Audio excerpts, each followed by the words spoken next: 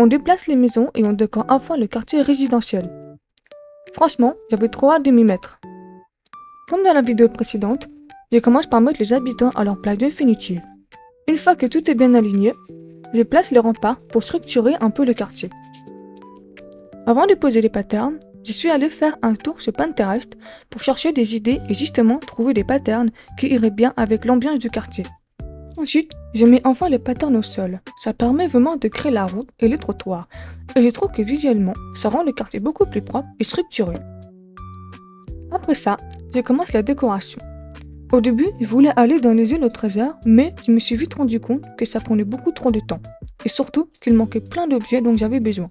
Du coup, j'ai finalement décidé d'aller directement au Nook Shop et de faire un peu de time travel.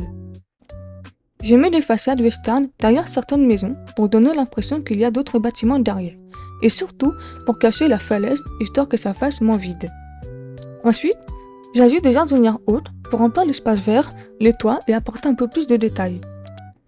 Après ça, je commence à aménager le côté du quartier résidentiel qui mène vers Runard.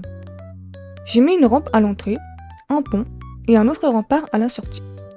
La décoration de cette zone viendra un peu plus tard. D'ailleurs, je vais faire un live sur Twitch où je décorerai l'autre côté du quartier résidentiel, avec un coin pique-nique. Si vous voulez voir l'avancement de mon île en direct, je vous mets le lien de mon Twitch en description. Je lave pas souvent, mais j'essaie d'en faire régulièrement. Pour l'avant du quartier résidentiel, j'ai créé un espace séparé, et franchement, je trouve que ça rend plutôt bien.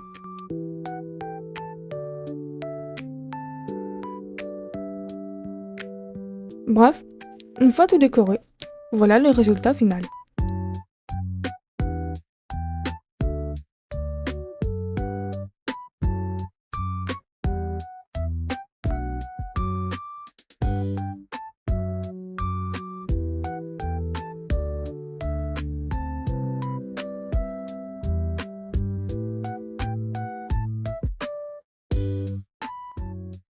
Franchement, j'adore le rendu, comment le quartier résidentiel commence à prendre vie.